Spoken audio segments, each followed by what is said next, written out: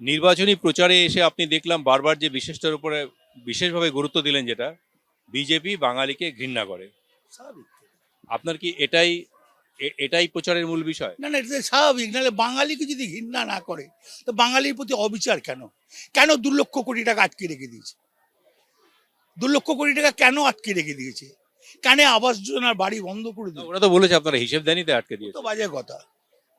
এটা তো বলতে হয়, বলে দেয়। উন্নয়নটা ঠিক কোন ক্ষেত্রে হয়েছে বাংলার? দুটো ডাইস করে দিন না। ওরা বলেছেন উন্নয়ন রাস্তায় দাঁড়িয়ে আছে, এখনো দাঁড়িয়ে আছে। এখনো রাস্তায় দাঁড়িয়ে আছে। এখনো বলছি উন্নয়ন রাস্তায় দাঁড়িয়ে আছে। দুটো ডাইস। রাস্তাঘাটের অবস্থা খুব খারাপ। বাজে কথা।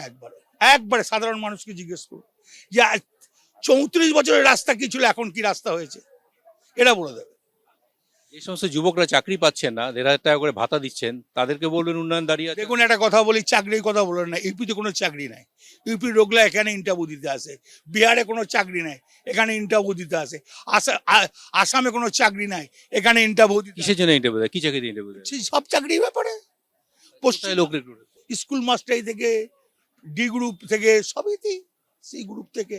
হাসপাতালগুলোর অবস্থা তো দেখুন, অনেক ভালো, মেডিকেল কলেজগুলোর অনেক ভালো, লাইব্রেরিগুলো অনেক ভালো। সব বন্ধ হয়ে যাচ্ছে। না না না, হসপিটাল যা আছে ঝাড়খণ্ডের ম্যাক্সিমাম পশ্চিমবাংলায় দেখা যাচ্ছে।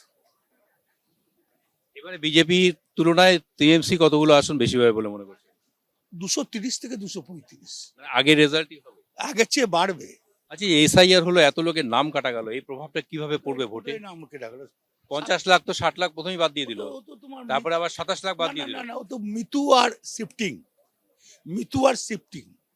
যেটা প্রথমে বাদ গিয়েছে 58 লাখ, সেটা মৃত্যু এবং শিফটিং, ওতে কিছু বোঝা যায় না।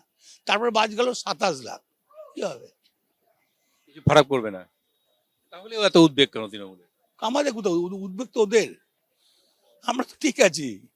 আমাদের গায়ে জ্বরও আসে না, গায়ে ঠান্ডাও লাগে না। যাদের গায়ে জ্বর আসে, ঠান্ডা লাগে, তাদের নিয়ে জিজ্ঞেস করো।